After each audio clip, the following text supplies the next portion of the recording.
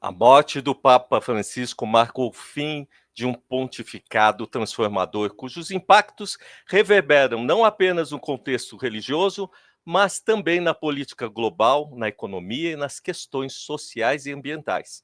O Papa Francisco se dedicou a causas humanitárias, sempre buscando uma igreja mais inclusiva e próxima do que mais necessitam. Nesse programa, abordaremos os aspectos mais importantes do legado de Francisco, analisando sua atuação como líder espiritual, reformador da igreja, defensor dos pobres e da paz mundial, e de sua luta constante contra as injustiças sociais e ambientais. Convidamos o professor Francisco Borba Ribeiro Neto, que foi coordenador dos projetos de Núcleo Fé e Cultura da Pontifícia Universidade Católica de São Paulo, a PUC, com atuação nas áreas de bioética, doutrina social da Igreja, sociedade e cultura. Professor, tudo bom? Tudo bem. É um prazer estar aqui com vocês. Obrigado por estar aqui na São Paulo TV, também a UTV, né? A gente está passando pelas redes sociais, pelos canais de TV, e a gente tem essa importante missão hoje, né, professor, de falar um pouco para conhecer mais o Papa Francisco, né?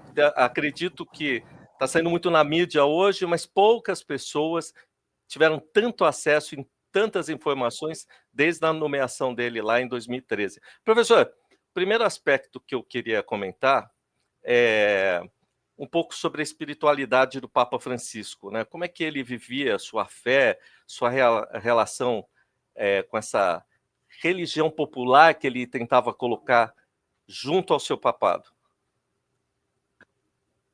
Em primeiro lugar, Papa Francisco foi um homem de profunda humildade. Isso é uma coisa que todos reconhecem nele, um homem humilde, um homem afável, aberto a todos. E esse modo de ser era já um reflexo de uma espiritualidade. Também é muito claro para todos que o acompanharam que era uma religiosidade muito próxima da religiosidade dos mais simples. Ele, recentemente, um dos últimos documentos que ele escreveu, falava, por exemplo, do Sagrado Coração de Jesus, aquele quadro famoso que nas casas de antigamente todo mundo tinha. E ele faz uma defesa, uma valorização da devoção ao Sagrado Coração de Jesus, que não apenas é comovente, como é fantástica, enquanto mostrar como aquela religiosidade tradicional do povo não é uma coisa simplória, mas, ao contrário, é uma coisa que mostra toda a riqueza, toda a profundidade da fé cristã. Mas eu acho que a coisa mais importante que a gente tem que ter em mente na religiosidade, na espiritualidade de Francisco, é a misericórdia. Eu fiquei muito contente. Hoje eu li uma entrevista de Dom Leonardo Steiger, que é o cardeal arcebispo de Manaus, que é considerado um progressista, um dos progressistas mais progressistas da igreja no Brasil, etc. E perguntam logo para ele: qual é a maior contribuição de Francisco para a igreja? E ele diz: a misericórdia. Porque essa misericórdia, porque o que é a misericórdia? Porque a gente tem uma visão errada de misericórdia, né? Misericórdia parece que é uma coisa até um pouco arrogante. Eu tenho misericórdia dos outros. A misericórdia é aquele amor que se doa integralmente, que perdoa a tudo e que acolhe a tudo. Francisco é aquele homem que se sente amado com total misericórdia por Deus. E Dom Leonardo, então, quando se pergunta para ele todas as questões sociais, a opção pelos pobres, comunidade LGBT, etc., ele diz: não, mas o ponto de partida é a misericórdia. Um homem que se sente totalmente amado por Deus, fascinado pelo amor que ele recebeu de Deus, e que, por isso, pode amar o mundo, amar as pessoas de um modo imprevisível para nós. Eu acho que essa é a grande contribuição que nós devemos guardar de Francisco. Um homem que viveu integralmente a misericórdia de Deus e, por isso, pôde viver integralmente todas as dimensões da sua vida. Que no soy la única que estoy nerviosa, o sea, todos aquí estamos nerviosos. Es todo el simbolismo que hay alrededor de él. Eres el capo de los capos, o sea, capo en el sentido del más alto de la pirámide, ¿no? El Big Boss. Cerca. ¿Cuánto es cerca? Silencio, ustedes no se movieron. Son la piel de Judas, prepárese. Y el programa era que iban a hablar con el Papa. Es aburrido ponerse a hablar con un cura, usted. Pelota al centro, empieza el partido.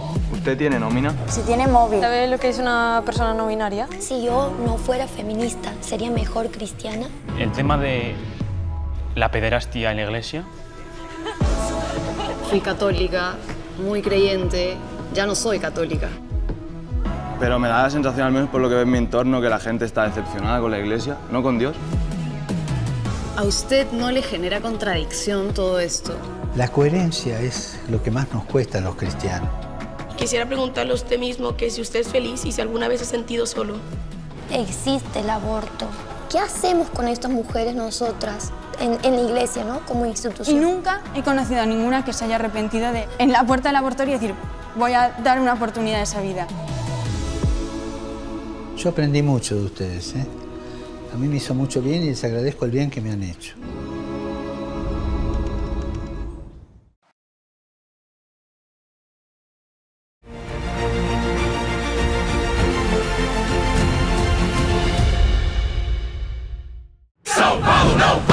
E a prefeitura também não. Do início do ano até agora, a prefeitura já colocou 215 novos ônibus elétricos nas ruas. E a faixa azul chegou a 221 quilômetros. Não para, não para! O Domingão Tarifa Zero ultrapassou a marca de 200 milhões de viagens de graça. E 3 terminais de ônibus foram reformados. Prefeitura de São Paulo. Aqui o trabalho não para.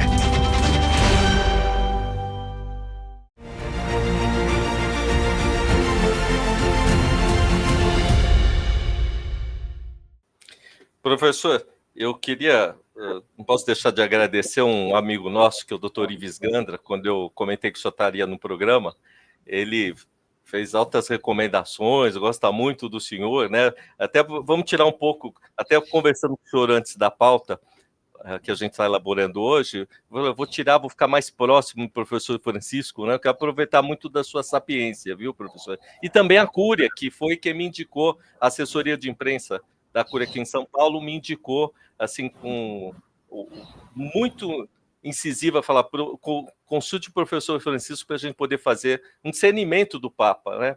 Eu queria comentar uma coisa com o senhor, um fenômeno mundial que a gente vê, né, professor? A gente está com um pouco mais de idade, mas da internet, né? Muito a gente conhece das pessoas ou dos fatos logo após, por exemplo, da questão da morte das pessoas mais ilustres, famosas. E eu me surpreendi muito, confesso, o relapso desse jornalista aqui, quando vi a história inteira do Papa, né? Uma pessoa que foi fazer biomédica ou coisa similar, depois a família não queria, a avó auxiliou a fazer os estudos, né, para ser padre e tal. Porque o senhor acha que agora, no momento que a gente está vivendo, o fato de tudo estar aparecendo num momento que tem assim aprofundamento de redes sociais, né, dissemina informação muito rápido, que a igreja pode aí terminar? A gente viu ontem as filas enormes que estão ali para visitar, né, a visitação dele. A igreja pode terminar retomando aquele espaço que estava sendo perdido ao longo dos tempos aí? Olha, depende de nós. O grande problema é esse. Eu diria o seguinte: Francisco não estava preocupado em ter uma igreja com mais fiéis, mas estava preocupado em ter uma igreja com fiéis que fossem mais fiéis ao cristianismo, com maior fidelidade ao cristianismo. Se nós vivermos a proposta de igreja de Francisco com a integralidade que ele propunha, sem nos deixarmos levar por ideologias nem de um lado nem de outro, porque o risco da ideologia está em todos os lugares. Se a gente se nós formos dignos da herança que ele nos deixa, sem dúvida a igreja vai crescer muito. O perigo é se nós começamos a ler Francisco a partir dos nossos preconceitos, e aí a leitura preconceituosa do Evangelho e da mensagem da igreja sempre leva ao empobrecimento da fé e da comunidade cristã. Esse é o nosso grande desafio. Professor, antes eu vou dividir as nossas perguntas em blocos para não cortar seu raciocínio dentro dessa fantástica entrevista que o senhor pode aí esclarecer para a gente. Mas antes, eu queria pegar um aspecto pessoal dele, essa questão da questão da pobreza, mas eu não quero que seja pejorativo o jeito que eu vou comentar. Mas, por exemplo, ele não vivia dentro do Vaticano, vivia num apartamento próximo, né? Eu vi relatos, quando ele estava na Argentina, que ele pegava ônibus, né? Essa forma, criando um pré-conceito, um outro sentido de conceito, que ele trouxe para a igreja, uma igreja de pobres, uma igreja pobre para pobres, acho que foi o termo que ele usava. Exato. O senhor acha que isso deu uma mexida nessa coisa da liturgia do cargo papal? A coisa mais interessante da reforma, eu não gosto muito do termo Francisco como reformador. Eu acho que ele foi, antes de mais nada, um renovador. A gente sabe, você pode reformar uma casa e nem por isso a sua casa fica mais nova. Você simplesmente consertou o que estava errado. Mas quando você renova a sua casa, alguma coisa, um ar novo entra dentro dela, certo? E foi isso que Francisco fez. Ele renova o papado não mexendo nas instituições, mas mostrando um outro modo de ser papa. Ele, sem dúvida, ele mostra para nós que o cristão é um pobre, não apenas um pobre. A questão não é se você tem muito ou pouca coisa, porque o Papa continua tendo tudo aquilo que ele tinha. Não é que ele tinha menos bens materiais, menos recursos materiais do que Bento XVI. Tá? Ele continua com as mesmas coisas. Mas ele diz, eu preciso mostrar para o mundo um despojamento,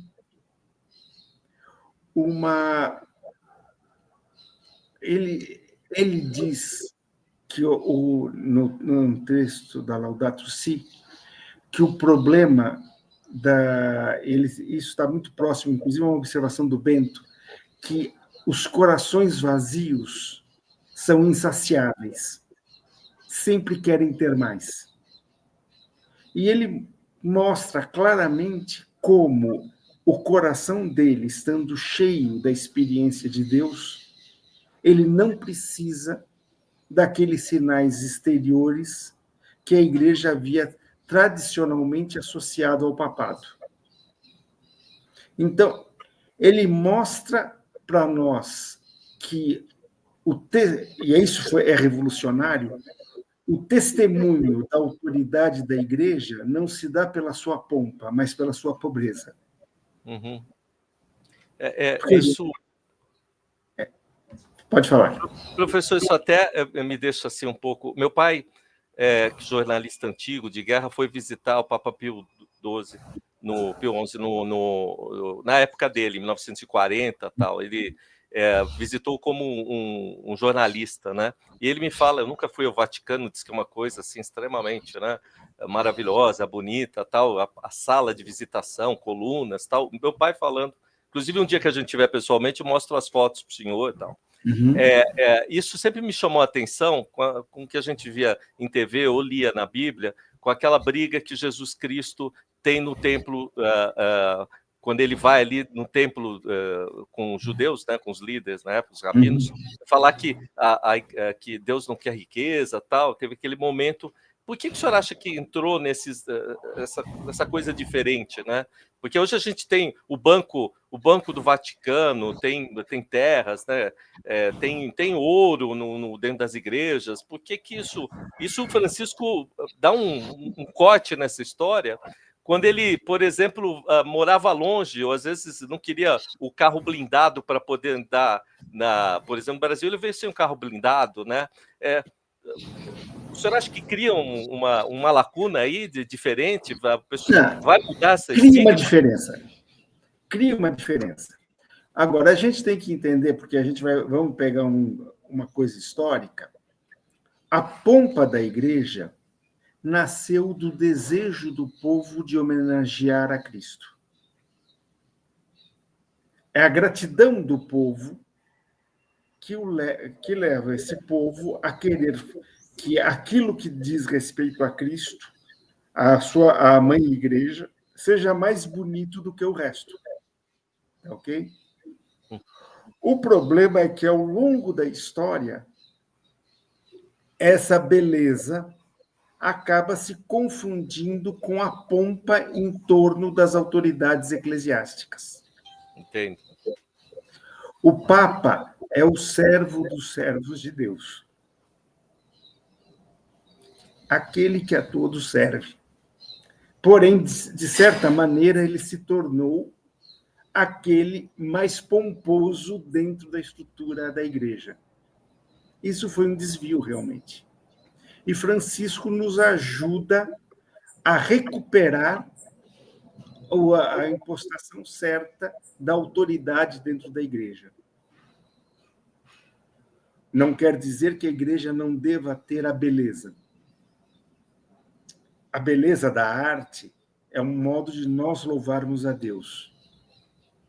Isso está perfeito. Agora, a pompa que cerca as pessoas que se consideram poderosas e importantes dentro da igreja, isso pode ser um pecado grave. Professor, essa lição que eu fiz terminou pegando o nosso primeiro bloco, que era a linha de perguntas que eu ia fazer, ficou só uma ponta para entrar antes no segundo bloco e ter uma dinâmica aí que deixa o senhor mais à vontade para falar. Como é que o senhor vê o papel da igreja nos dias de hoje, então, após o Papa Francisco, especialmente no que diz respeito à questão da justiça social e à luta dos vulneráveis? Olha, em primeiro lugar, papel da igreja nos tempos de hoje, certo? Emblematicamente, Francisco morre no meio do ano que ele consagrou ao Jubileu da Esperança. Qual é a função da igreja? Proclamar a esperança. Proclamar que os nossos sofrimentos, que as nossas mazelas não darão a última palavra sobre a nossa vida. Quem dá a última palavra sobre a nossa vida é um amor capaz de salvar-nos. Tá ok?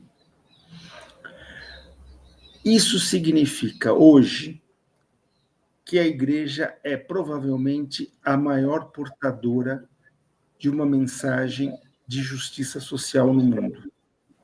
Porque se a gente pegar a justiça social da forma como ela está apresentada, frequentemente justiça social realizar a justiça social é uma luta entre grupos buscando hegemonia.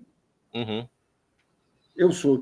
O meu partido defende os pobres desse jeito, mas então, se vocês me derem a hegemonia, o meu partido vai fazer a justiça. Não, meu partido defende que a justiça social vai acontecer de um outro jeito, então, se vocês me derem a hegemonia, eu vou fazer a justiça. A igreja vai dizer, a justiça social nasce do amor ao pobre. Isso é muito interessante. Uhum. O Papa Francisco tem uma frase que ele diz que um santo Foucault queria ser irmão de todos.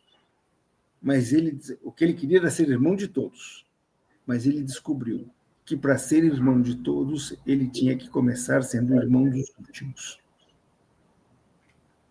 Então, essa é a questão. Você tem que amar os últimos para que o amor predomine na sociedade como um todo. Porque isso, inclusive, não é nem Francisco, isso é Bento XVI, porque o amor é maior do que a justiça. É o amor que constrói uma justiça justa, uma justiça adequada, correta, verdadeira. Sem o amor, a justiça se perde no legalismo, na normatividade, no punitivismo e assim por diante. Então, essa é a mensagem principal da igreja. A missão da igreja hoje é levar essa mensagem.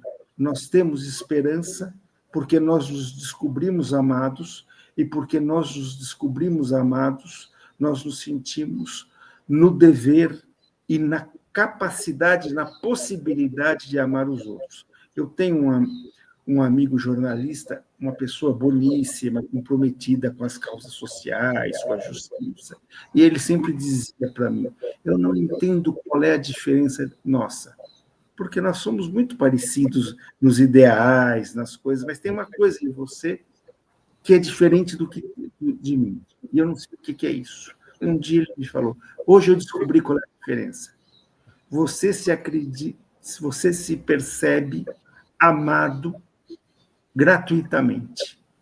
E por isso você acredita que você pode amar os outros gratuitamente. Eu nunca me descobri amado dessa forma. Por isso, por mais que eu queira o bem, eu nunca vou conseguir lutar pela justiça da forma pela qual você luta. Isso eu acho que essa é a mensagem da igreja para os tempos de hoje, essa é a grande herança de Francisco. Eu dou mais... Se você pensar, qual é a diferença da luta ecológica com Francisco e sem Francisco? Uhum. Francisco, a luta ecológica é a manifestação de alguém que se sentiu muito amado e percebeu a natureza como um dom de amor que Deus fez para com ele.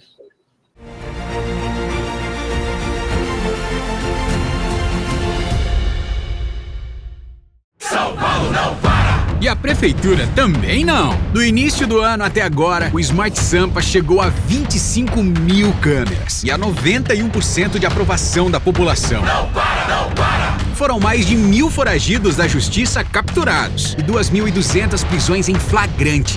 Dá pra imaginar quantos crimes deixaram de ser cometidos por conta disso? Prefeitura de São Paulo. Aqui o trabalho não para.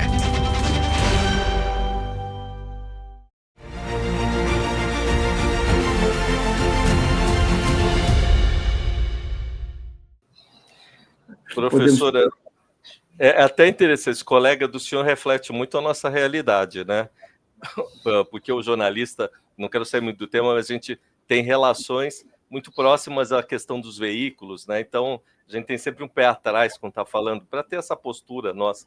Mas pode falar o nome dele, é uma pessoa muito sensata, né? Quem é o jornalista que é amigo do senhor?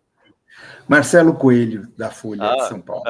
Que era da Folha, desculpa, agora ele não é mais da Folha. Tomara que ele nos veja aqui e dizer que o Marcelo, meu pai também tinha o mesmo sentimento, mas meu pai tem essa vivência de 1940, começou há muito tempo, quando se tinha aquele fio do bigode que se respeitava ainda. Hoje está muito difícil isso, né? Olha, eu vou falar de diplomacia e paz, da questão do Papa. Eu vou fazer 3 sequências de pergunta e aí o senhor responde conforme o senhor acha melhor.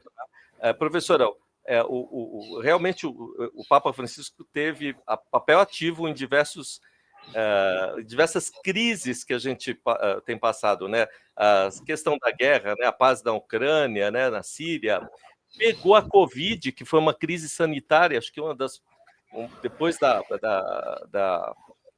acho que de 100 anos a gente não teve nada parecido, a igreja pegou próximo, né? Como é que o senhor enxerga o uso do Vaticano como plataforma de diálogo internacional e busca por pontes em tempos dessas tensões globais, né?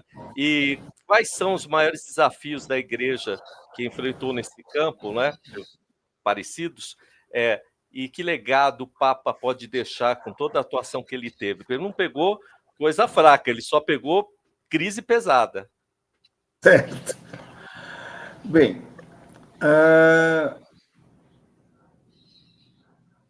talvez vamos começar pela cena que provavelmente será vista no futuro como a cena, não talvez a foto, mas a cena mais emblemática do pontificado de Francisco. No meio da Covid, ele sozinho se deslocando na Praça de São Pedro, durante os ritos da Páscoa.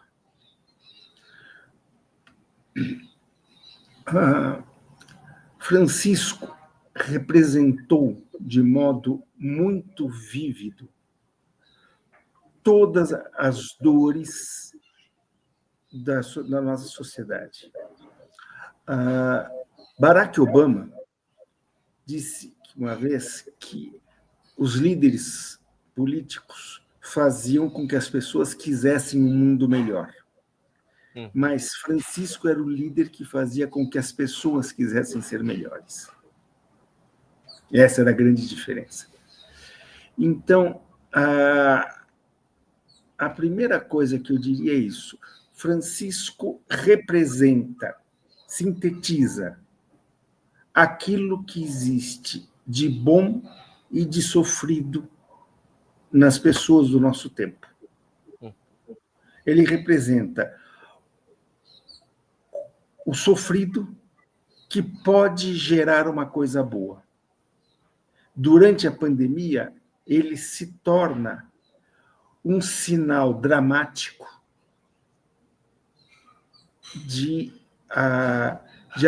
dor, de amor, de dificuldade diante daquele contexto, mas de possibilidade de alguma coisa nova, que alguma coisa de bom pode acontecer naquele contexto. E isso me parece, o fio condutor para a gente entender toda a atuação dele em todas as crises que aconteceram. Em todas as crises, Francisco entra como uma voz de humanidade, uma voz de bondade que diz: pode ser diferente, não precisa ser assim. Nesse sentido, o grande legado para a construção da paz que ele deixa é essa possibilidade de que as pessoas se reconheçam irmãs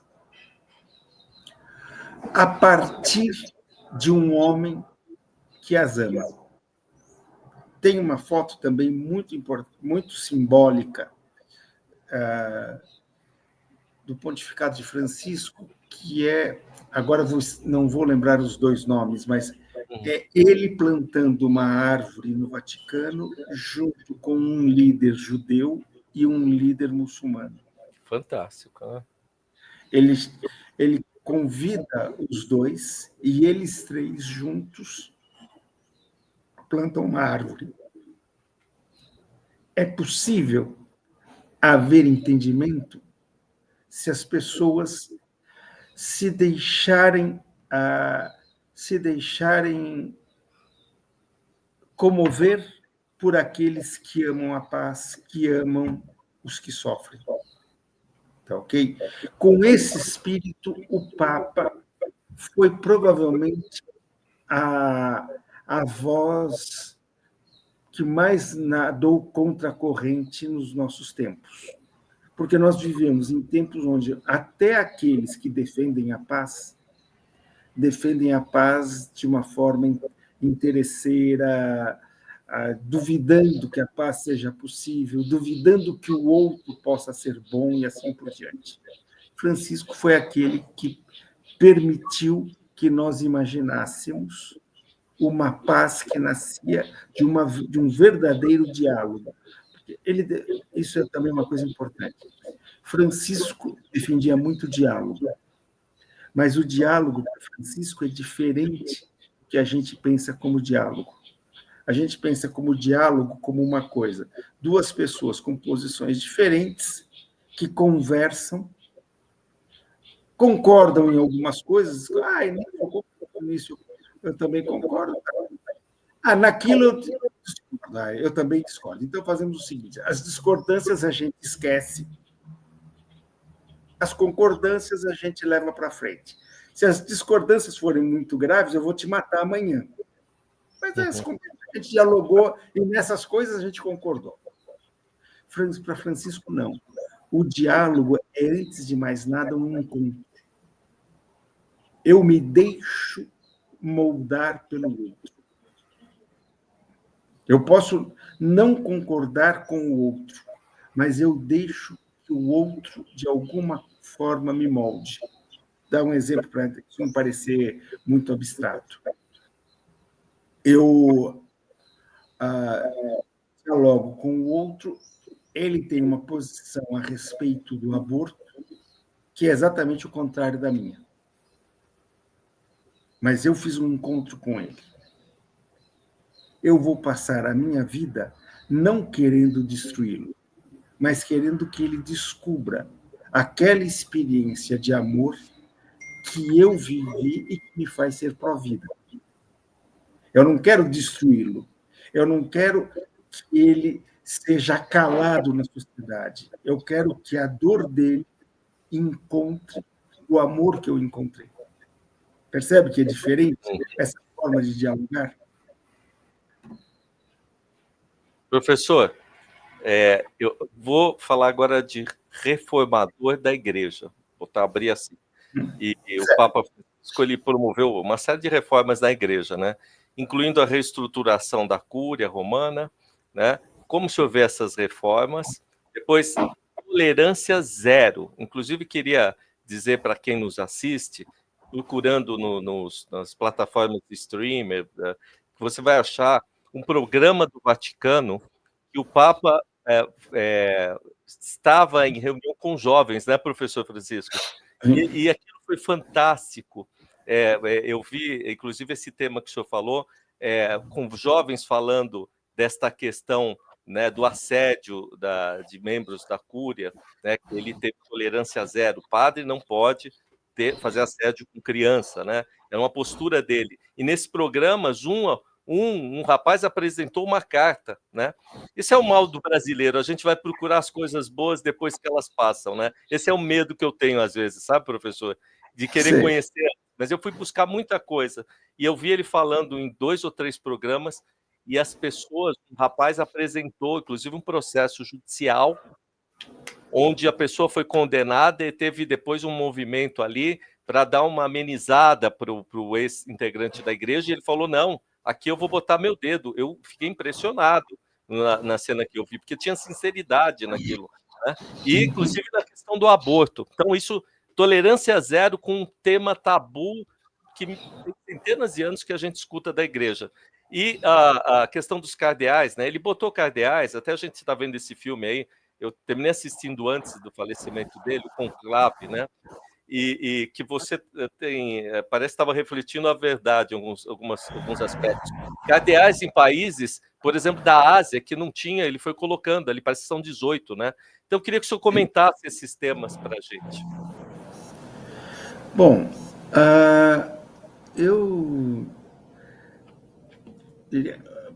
a grande parte, acho que, do seu público é de pessoas que estão acostumadas ao meio empresarial, certo? E juristas também, né? Tem jurista e político aqui também. Nesse público as pessoas vão entender. Você pode pensar que, em linhas gerais, o Papa fez uma reforma no Vaticano no sentido de aumentar e radicalizar a compliance. Okay. Porque a Igreja trabalhou muitos séculos, né? Não só a Igreja, todo mundo trabalhava assim. A única coisa é que a Igreja é uma instituição milenar, então ela se move um pouco mais devagar do que outras estruturas, certo? ela trabalhava muito com o sigilo. Os nossos problemas, roupa suja se lava em casa, nós resolvemos os nossos problemas aqui internamente, etc. E provavelmente esse sigilo foi uma das coisas que levou à renúncia de Bento XVI. Porque as coisas começavam a se acumular. Em vez de você lavar a roupa suja em casa, você acumulava a roupa suja em casa e ela começou a feder demais. Esse era o grande problema da igreja. E Francisco assume uma posição radical, extremada, de dizer: nós não vamos mais tolerar nada disso. O aspecto mais evidente desse tipo de postura foi justamente com a questão da tolerância zero para a pedofilia. Porque era uma ideia antiga dos cardeais e que era errada. Isso era uma briga que ficou clara no tempo de São João Paulo II e vinha se arrastando até agora, com vários lances. Diziam: nós vamos macular a imagem da igreja se os fiéis souberem que tem padres pedófilos. Então, nós temos que resolver os casos de pedofilia aqui internamente, sem causar escândalo. Acabava se tornando uma forma de conivência. É verdade. Mesmo que a intenção não fosse essa, mas acabava se tornando, de fato, uma forma de conivência. E aí o que Bento XVI tentou já acabar com isso. Porém, foi um processo. Bento XVI vai deixar de ser Papa antes desse processo estar terminado. E coube a Francisco realmente colocar as coisas, os pingos nos is, nos termos finais. Olha, não tem mais nenhum acobertamento, não apenas não tem acobertamento, como a igreja tem que ser a primeira a levar os casos de pedofilia para os tribunais laicos, para que os padres que respondam para a justiça dos países e assim por diante. Tá ok? Então, isso é uma coisa radical. As contas do Vaticano... A questão do banco, né, do Vaticano, né? Do Banco do Vaticano, temos que deixar isso tudo muito claro, muito transparente. Quem dá dinheiro para o Vaticano tem que saber para onde é que esse dinheiro está indo, de que jeito esse dinheiro é usado. Não tem esse negócio de altos funcionários do Vaticano viverem luxuosamente, assim como eu sou vivo na simplicidade, eles têm que viver também na simplicidade, dar exemplo. Agora, a única coisa que eu acrescentaria nisso é que Francisco introduz essas várias políticas de compliance. Eu estou falando nesses termos de políticas de compliance para dizer, são coisas que vão aparecendo em vários lugares. Quem está acostumado a criar políticas de compliance numa determinada instituição sabe que é um monte de pequenas coisas que você tem que ir mexendo para dar transparência, agilidade para certos processos. E ele vai fazendo... Ele procura fazer tudo isso, ainda é um processo que está em curso. Em algumas dimensões, como particularmente essa questão da pedofilia, ele considerou que era urgente, tratou de mexer rapidamente. Outras estão ainda em curso. Mas o mais importante é que tudo isso ele consegue fazer porque, antes de mais nada, ele renova os ares do Vaticano com a presença dele. É o Papa que é um sopro de ar fresco dentro de uma estrutura que já estava viciada, com um ar viciado. E a pessoa dele, ele não começa mudando o Vaticano, ele começa mudando o Papa. Eu sou o Papa que corresponde àquilo que o Vaticano deve ser. E as pessoas se maravilham por isso e seguem por causa disso. Professor, eu vou falar de ecologia e Laudato Si, né? Aí vou usar um termo, o senhor me corrija se eu estiver errado, que eu continuo sendo aluno do senhor, né? Ele foi um grande defensor dessa causa ambiental, né? Ele publicou a encíclica, né, do Laudato Si. A encíclica, se eu li, né, certo, professor? É um ato papal, né? Uma lei, por exemplo, né? Não sei, o senhor pode me corrigir. Mas foi um dos que ele interpreta ali esse contexto atual da crise climática e do debate sobre essa questão sustentável, né? Isso é uma coisa que eu não tinha visto ainda, né? Um Papa publicar um ato para esse tipo de coisa. Tá certo a definição, professor? A definição não é propriamente de um ato. As encíclicas são grandes documentos onde os papas expressam de modo muito preciso as suas indicações para a igreja, tá ok? Uma carta de intenção, é isso, mais ou menos? Seria mais ou menos uma carta de intenção e, ao mesmo tempo, um instrumento pedagógico. Ok? Ele coloca as suas intenções e expressa pedagogicamente as razões pelas quais ele tem aquelas intenções. Ok? De fato, aqui tem um detalhe importante. A Igreja reconhece que, nos tempos de hoje, a ciência é o melhor instrumento para conhecer a realidade. Tá ok? Como descrição dos fenômenos, a Igreja tira o chapéu para a ciência, digamos assim. Não quer dizer que a ciência, por si só, pode criar uma ética. Isso é cientificismo. Nem os bons cientistas concordam com isso. A ciência ilumina a fé no momento atual, para que a fé tome as decisões éticas justas. Tá ok? Pois bem, na medida em que a comunidade científica se convence de uma determinada coisa, a Igreja presta sua anuência a essa concordância e vê quais são as implicações éticas que devem nascer desse fato. Tá ok?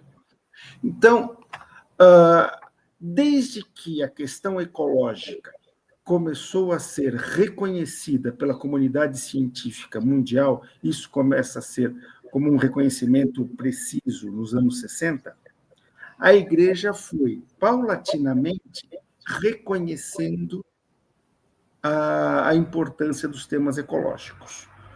O Paulo VI já tinha, antes da Conferência de Estocolmo, que é a primeira conferência internacional sobre meio ambiente, o Paulo VI já tinha, era uma nota pequena, mas já tinha dito que nós deveríamos nos preocupar com a questão do meio ambiente. Você tem uma ideia. Agora, Francisco é o primeiro que transforma isso num tema a ser desenvolvido, explicitado organicamente, num discurso coerente, com metas claras. E aí, eu diria que são duas coisas importantes. Ele mostra um diálogo no qual a comunidade católica tem que buscar, junto aos ambientalistas, aos cientistas e aos militantes, quais são os problemas que mais afligem o meio ambiente hoje no planeta e quais são as soluções passíveis para esses problemas, que são geralmente soluções que envolvem técnicas ou comportamentos dos tempos atuais. Coisas, no tempo de Jesus, ninguém falava de como é que você vai jogar lixo, se você vai ter lixo reciclável ou não. Então, você tem que procurar para o problema do lixo, tem que procurar respostas que não vão estar nos evangelhos, lógico. Então, a igreja, a comunidade católica deve procurar dialogar com os ambientalistas, com os cientistas, para encontrar essas respostas. Porém, a comunidade católica leva o movimento ambientalista uma coisa diferente, que é a sua espiritualidade. Uhum. Nós fazemos tudo isso porque Deus nos ama, Deus ama toda a sua criação, está lá no Gênesis, Deus viu que tudo era bom, e uma coisa que pouca gente sabe, mas a expressão do Gênesis tem uma tradução imperfeita. Eu gosto muito desse pedaço do Gênesis.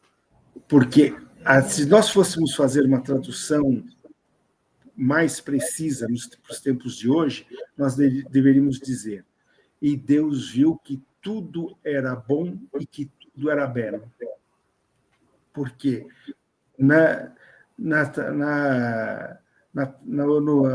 versões originais, a palavra utilizada deixa-se compreender, entender, se deixa traduzir tanto como belo como bom. Você pode ver isso. Crianças pequenas, quando frequentemente falam que uma pessoa é bonita, querendo se referir que ela é boa. Você olha e fala, não é tão bonita assim, mas a criança está querendo dizer que ela é boa. É verdade. Porque a beleza e a bondade estão juntas, certo? Então, e nós levamos, então, os cristãos levam para o movimento ambientalista esse anúncio. Isso é belo e é bom porque é fruto de um amor maior. E você pode se descobrir na natureza como amado de uma forma muito maior do que aquela que você imaginaria por conta apenas da sua visão puramente humana disso que acontece. É fantástico, professor. Esse é o pedaço que eu mais gosto que o senhor lê do Gênesis. Acho que é no quinto dia, né, que ele fala, né? E Deus viu tudo. Ele vai falando sempre que tudo que é feito depois que é feito é bom. E aí, e nós deveríamos ler tudo é bom e tudo é belo.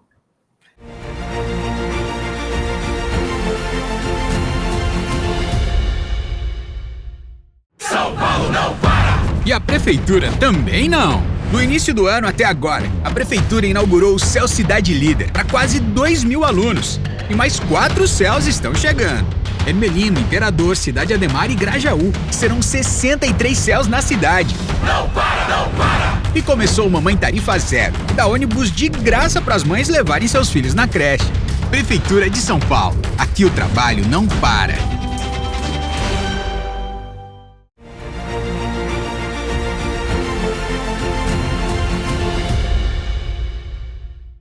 Professor, o senhor tinha razão com uma coisa. Eu vou falar para o doutor Ives.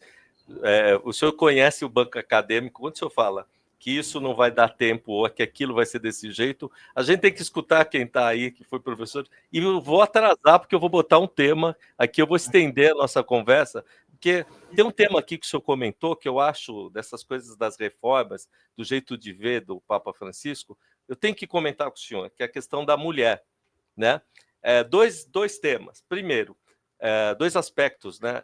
Ele colocou na administração ali do Vaticano algumas mulheres em pontos que elas nunca foram, né? Eu não sei se elas faziam parte, eram freiras ou não, mas tem na administração, eu li a respeito disso, né? E a questão do aborto, quando o senhor cita, ele fala a ciência. Eu sempre, quando eu penso numa obra de Deus, eu tenho que ver que ele fala de uma certa evolução, né? Ele fala de evolução e depois a ciência também evolui, mas tudo é de Deus. Então, eu vi essa pergunta numa dessas entrevistas, quando uma menina fala de um núcleo lá, que o aborto, em alguns casos, é uma decisão do corpo da mulher e tal. Ele não deixa ter a postura dele, mas ele fala para olhar com carinho e acolher todos, inclusive aqueles que sofrem bullying e tal. Esses 2 aspectos relativos à mulher, eu queria que o senhor comentasse. A gente vai atrasar um pouquinho, mas eu queria que o senhor falasse. Vou tentar ser rápido, tá? Vamos começar com a questão da mulher, certo?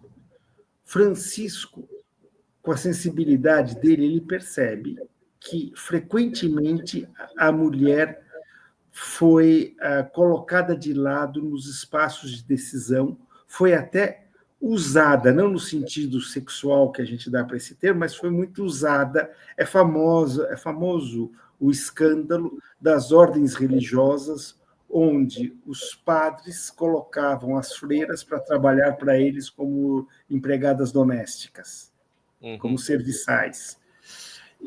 Francisco se escandaliza com isso. Agora, eu creio que a coisa mais complicada da mensagem de Francisco em relação às mulheres é que Francisco diz: nós temos que valorizar o dom que a mulher é para o mundo. Então, não se trata de fazer com que as mulheres ocupem o lugar dos homens, mas se trata de fazer com que os homens aprendam a aprender das mulheres, que os homens aprendam a seguir as mulheres naquilo que as mulheres estão, digamos, à frente. É um dos grandes problemas, por exemplo, da proposta do sacerdócio feminino. Se sacerdócio é serviço, por que alguém quer ter mais serviço? Você quer ter mais trabalho? Eu conheço um monte de mulheres que são lideranças na igreja. Nenhuma delas quer ser sacerdotisa. Elas dizem: vou ter mais problema? Mais dor de cabeça? Eu já tenho tantos. Certo? Então, o problema é que você tem que, primeiro, entender que o sacerdote é um servo dos demais, então não é uma posição de destaque, porque se você acha que para valorizar a mulher você tem que transformá-la em sacerdotisa, é porque você acha que o sacerdote é alguém de destaque e a mulher tem que ter destaque, e não é isso. O que você tem que dar destaque à mulher dentro de uma posição justa, sem transformar as relações entre homens e mulheres numa disputa de poder. Isso é muito difícil de entender no pensamento dele, apesar de ser muito claro. O problema não é que ele não é claro, é que nós temos dificuldade de entender como ser isso. Segunda coisa, porque o tempo é curto, eu sei, questão do aborto. Eu vou usar Bento XVI para comentar Francisco, tá? Ok. Porque eu acho que uma coisa que sempre me impressionou, e eu faço aqui só um rápido parênteses, se você quiser ver uma descrição de Francisco, leia A Deus Caritas Est, de Bento XVI. Okay. Bento XVI, na Deus Caritas Est, descreve um tipo humano que você perceberia totalmente em Francisco. Tá? E esse é um outro caso, na questão do aborto, que eu acho que Bento XVI descreve Francisco. Bento XVI vai dizer que a questão do aborto é uma questão de anunciar a beleza da vida e as razões da esperança. Se uma mulher quer abortar, é porque ela, naquele momento de desespero, ela não percebe mais que toda a vida é um dom e é belo, e perdeu a esperança de que ela possa ser feliz junto com aquela vida que ela está carregando dentro dela. Muito bem definido, professor. E eu acho que, se você pegar Francisco e tudo aquilo que a gente já conversou hoje, Francisco era o homem que levava para nós a beleza da vida e a esperança que nasce do amor. Nós não temos que concordar com o aborto, mas nós não temos que condenar o aborto. Nós temos que levar a beleza e a esperança para aqueles que, por desespero, acabam optando pelo aborto. Verdade, professor. Ele traduz extremamente bem o que o senhor está falando, que eu vi nas entrevistas dele. Professor, o Papa Francisco deixou essa marca indelével, né? mas a gente está chegando àquela situação do conclave. E eu vi números do que a igreja tem hoje como seguidor, acho que 1 bilhão e 200 milhões de pessoas no mundo, né? E nós, o Brasil aqui, além de ter o terceiro colégio maior, é um dos maiores que tem. Eu até achei interessante os Estados Unidos ter mais pessoas do que nós no Brasil, mas enfim, né? E ele estava expandindo para a Ásia também. Como é que vai ser agora? A gente vê em filme, né? Os caras progressistas, né? Talvez o Papa seja progressista, ou seja, mais sério. Tem o Papa pode ser da Itália, enfim. Como é que o senhor está vendo essa transição? A gente tem 2 semanas ainda. Eu acho que a coisa mais importante para a gente ter claro hoje é que o caminho, os avanços começados por Francisco não tem volta. Não importa quem seja o Papa vai dar continuidade a esse processo que Francisco iniciou. Para dar continuidade a esse processo, alguns aspectos, alguns setores da comunidade cristã, veja, eu estou falando alguns setores da comunidade cristã, não alguns bispos ou padres importantes. O povo de Deus. Algumas pessoas dentro do povo de Deus se sentiram mal contempladas no pontificado de Francisco. Algumas necessidades, aspirações pareciam não respondidas por Francisco. Essas aspirações, essas necessidades terão que ser incorporadas nesse processo de avanços. Então, a gente vai ver coisas que Francisco talvez não tivesse dado tanta ênfase, agora ganhando mais ênfase, tá ok? Mas é tudo para que o caminho continue num avanço, eu diria, um avanço cada vez mais integral, um avanço cada vez mais completo e mais capaz de anunciar Deus ao mundo. Algum nome que o senhor queira arriscar ali? Estão falando de vários italianos e tal. Eu sei que parece... Eu me recuso a dar nomes, porque eu acho que toda vez que a gente dá nomes, a gente dá a nossa leitura dos jogos de poder da igreja, e não a leitura que o Espírito Santo faz do coração dos homens. Muito bem, professor. Agora, vamos encerrar. Para o encerramento, para o senhor fechar comigo aqui, deixar uma mensagem, né? O que o Papa Francisco deixou como legado espiritual e até político? E o que a gente pode levar com essa lição dele para casa, para nossas vidas? Todos nós somos muito amados por Deus. Muito amados. E porque nós somos muito amados, nós temos a capacidade de amar sempre mais os nossos irmãos. Nós não temos que ter medo, nem temos que nos escandalizar diante do mundo. É a carta a Diogneto, um dos primeiros documentos apologéticos dos cristãos.